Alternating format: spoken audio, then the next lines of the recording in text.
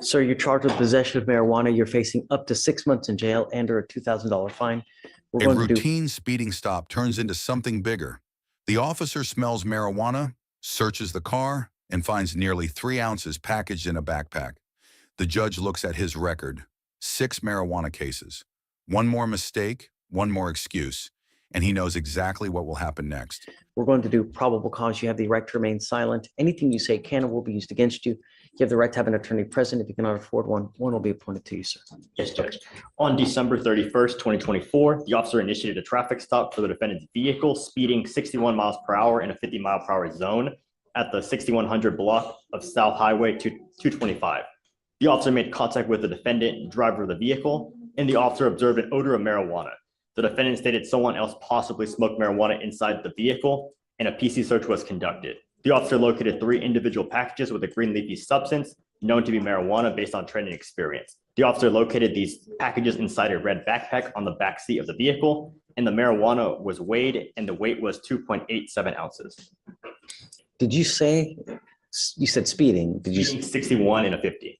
Got it. Okay. And the issue that I have with the PC, so in regards to the speeding allegation, there were 2 cars in front of my client prior to him being stopped. It was 3 a.m. in Pasadena. He had the nicer car and was pulled over. And also my client explained to officer when he asked him about the smell in the vehicle, he did tell him that he had CBD in the car. He said that I had 3 packs. I just purchased it. They're in my backpack in a bag. They were unopened at the time.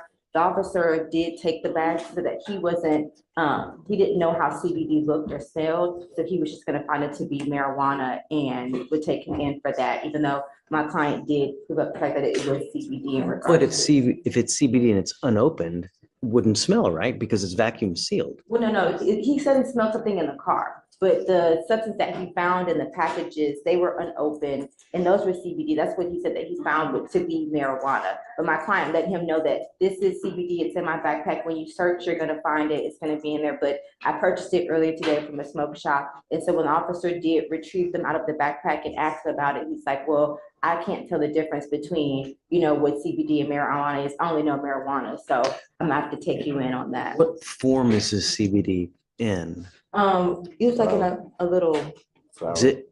it was a flower, so. It is a flower. Mhm. So I do know that the CBD flower and cannabis flower, they look very similar, so. Your Honor, if I may. So as the DIMS establishes, so the odor was enough from the search, and finding that leafy substance is enough because upon further testing, it may or may not, but just for the purpose of probable. So I think for probable cause purposes, I think it's enough because the odor, right? Now, they're going to test it. If it tests different, then there we may have an issue. But as far as probable cause, and you know, your record speaks for itself, Mr. Moore. Anytime you get pulled over, what's going to happen? They gonna search me. You know what I mean? This is what? 1, 2, 3, 4, 5, 6 marijuana case. Anytime you get pulled over with your record, what's going to happen? Every single time. So why give them a reason? You know, really, we keep coming back and forth and back and forth and no. Can you run his license if he has? Eligible, Your Honor. All right, I'm not going to put any conditions. Just be careful. Don't pick up any new cases because I'm going to lose it at that point. You've got a great lawyer. Listen to her. She'll take care of you. If she tells me she can't get a hold of you, I'm going to revoke your bond.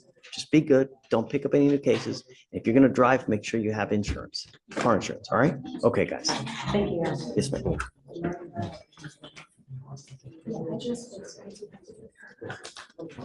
All right. Hi.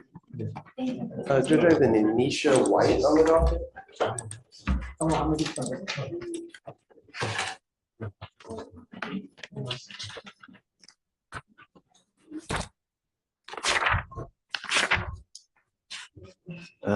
Okay, it's getting up there, but Yes. not up there. So I just asked the state to eval the last time they did. I would like to get a trial date, but. Of course you can. Okay, then I'll do that. Sure. Yeah, just talk to Ramona, whatever you want. Thank you, Yeah, Judge. of And I course. also have a Coriel Dixon on the docket. How is Miss Dixon doing? She's doing well, Judge. She Did you finish it yet or what? No, her last class was on 12/19. Then they took a break, then they come back tomorrow. She brought her over the break homework and study guides that she's filled out. Okay. So she's been working on it. I asked her tomorrow when she goes back to figure out exactly how long it's going to be before she takes the test, because she took the evaluation test already. Those results aren't back yet because that was right before the break. So we should know in the next couple of days, hopefully. So let's set it off a week to see, and then we'll go from there. And then, but we can do just a longer day, huh? Yeah, sounds good. Thank you, Okay, Judge. thanks, bud. There was a video that's just found in this case. I know, I saw it. That's why it's.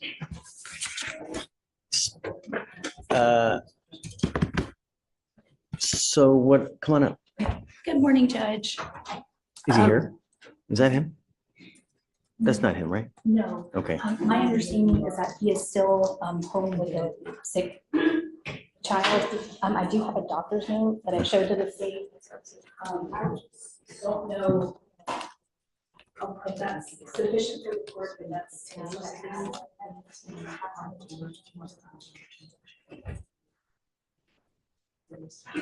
Okay. Yeah, it's just regular. Thank you, Judge. I do speak. Yes, ma'am. You ready? Hey.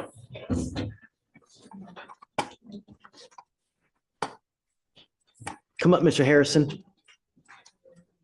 Probation should have been a second chance, but alcohol violations follow him into court. The judge's patience snaps. One more drink, one more failed test, and he'll spend up to 1.5 years in treatment, or worse, behind bars. Words mean nothing now. Only actions will save him.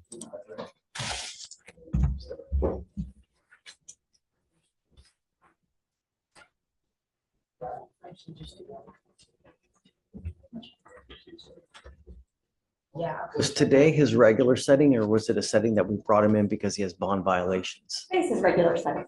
Okay, We had accepted the plea offer and we're ready to move forward today, before I got that email. I have here that you have bond violation, Mr. Harrison, in that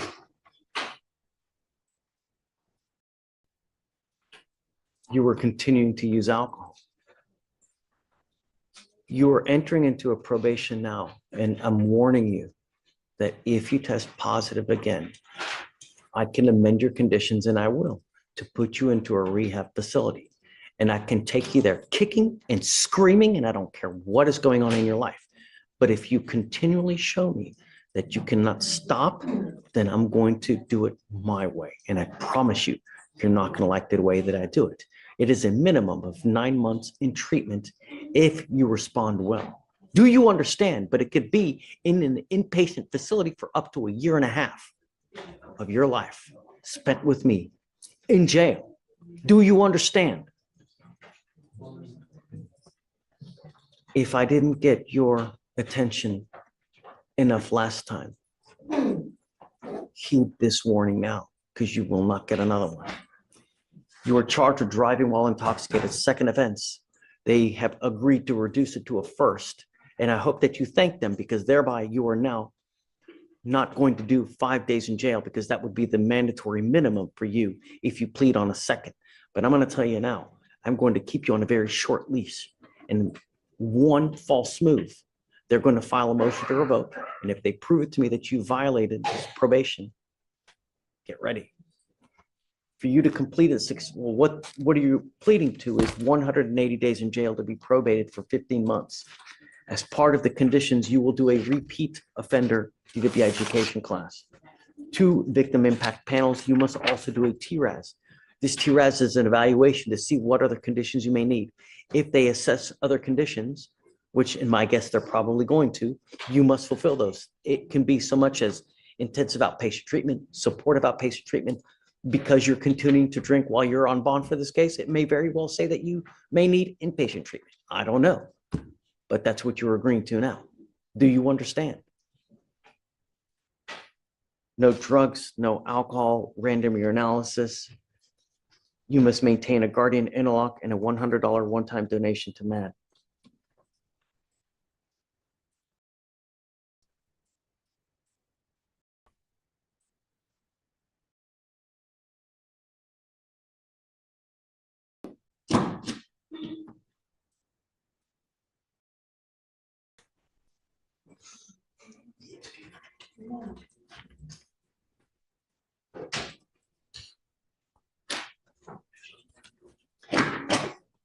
One more thing that you must recognize here, that there is a requirement for a no breath test refusal.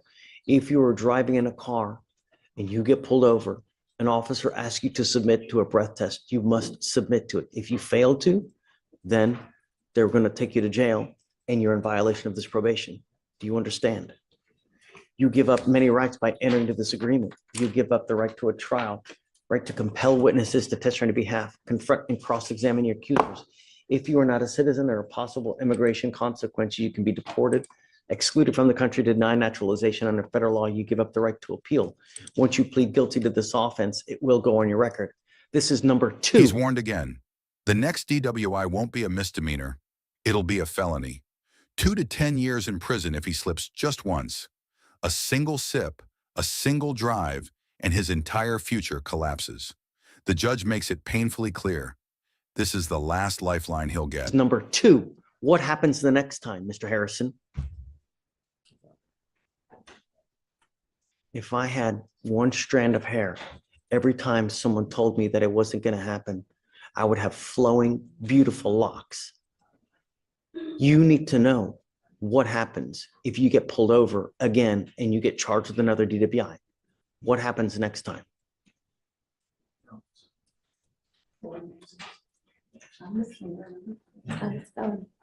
You will be facing a 3rd-degree felony. You'll be facing a minimum of 2 years in prison, a maximum of 10 years in prison. If I were you, if you even have a sip of alcohol, I wouldn't get into a car because you were taking a humongous risk. You tell me now, well, it's not going to happen. You told me you weren't going to consume.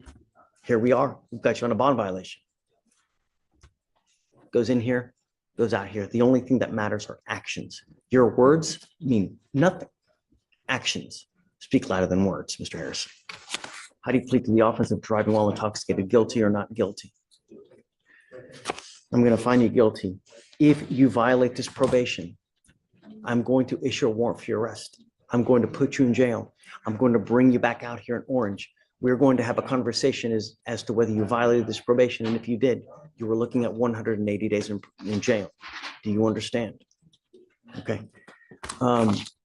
So the other thing that we have to do is the fines and fees for the DPS surcharge. It's a first. So it's a $3,000 fee, but let me ask you this. Is this a 0.15 or above? To Your Honor. And is it alleged? Is it alleged on the information? I believe it's alleged to be 0.15. You should be walking out here with a $6,000 surcharge, but because they reduced it to a first, it's now a $3,000 surcharge. You must pay that in addition to the court cost. If you don't, for every $100 you owe, you will sit 1 day in jail. Do you understand? Okay. How do you plead to the offense? I will find you guilty. I'll send you to it. Good luck, sir. Thank you, Judge. All right. Judge, are you issuing a no voting license? He has the portable device at this time. Okay. His license is suspended until February 18th. Okay. Yeah, we need to do a no driving affidavit. You are not allowed to drive. I don't care what you're doing in your life. You'll be signing an affidavit with me today that you're not driving. I hope you're not driving at all. Take it seriously, Mr. Hunter, because if I catch you driving, get ready. Okay. So if he decides to, if he wants to drive, he needs the interlock before he even gets into a car driving. So we have to amend conditions to be able to do that. So he can't just start driving. You cannot just start driving. You are required to have an interlock in your car. There is a paper that we sent to DPS so that every officer in the state knows that if you drive, you're supposed to have an interlock. You get pulled over and you're driving and you don't have that interlock, they're going to take you to jail. Do you understand? Okay, talk to Kim. She can help you out when that time comes. Thank you so much. Thanks, Kim. So the 3,000 plus the court cost, who's gonna pay all? Carl, hey. Yes, sir. I did. Man, when I was 19, my hair was so beautiful. Oh, man, it was like. History back then. I know, it's good. Where the times are gone. I have had Christopher Gomez on your docket yesterday. Yes, I was not here because I took my wife to the doctor. don't worry about it. But it was reset till January 22. However, you apparently signed the BDR. And I guess it needs to be Undone. undone or rescheduled for one. It's not on today? We got a felony case pending. You got a cause number for me? Sure. Okay. All right, what is it? 2544095. You got two cases. You better pull up one. He's got a felony case pending at 2/30 that was reset till January 17th. And I think the reason for the BDR is because of the felony. I'm not sure, but it doesn't really matter anyway. Just need you either set it for the 122 or undo it, whatever you want to do. Coordinate. It's already, I mean, the case is already reset to 142. You see what he's talking about? Yes, so the PBR was signed in one of the custody. Right, so you want to put it, I guess I can just change the date, put it on that day. Right, I had only put it out to the felony because I didn't know if it would come back this week or. Do you want a different day or do you want that day? Okay, yeah, so we can just change the date on that and put the 122 on it and Are it's, we keeping it like set for law enforcement to address the BBR or we're just missing this? he's in custody. I mean, there's just, it's redundant. There's just no need. Sure, yeah. Where is it? It's on the case number to begin 489. Okay, this other Ready case. for activities. Because you signed it already. 25424. Oh, it's still in ready for activities. Oh, I would say hopefully it's- got it. Okay, done, Thank you, Judge. for sure. So you're gonna continue supervision? Yeah, I'll just continue because, I mean, really. What's the last name again? You ready for cause number?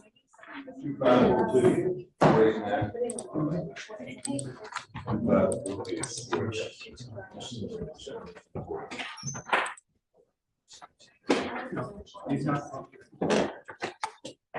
Thank you, Judge.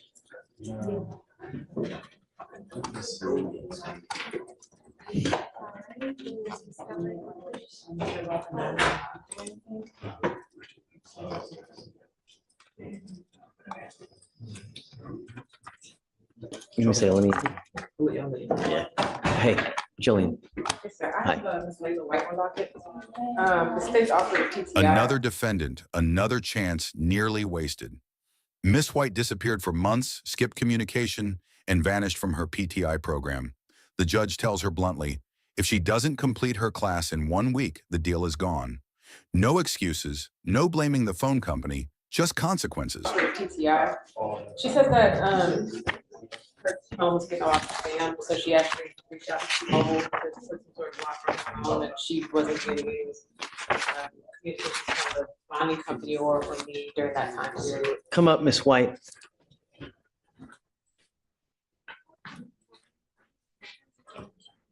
I will say before that time period, Ms. White was very communicative with me.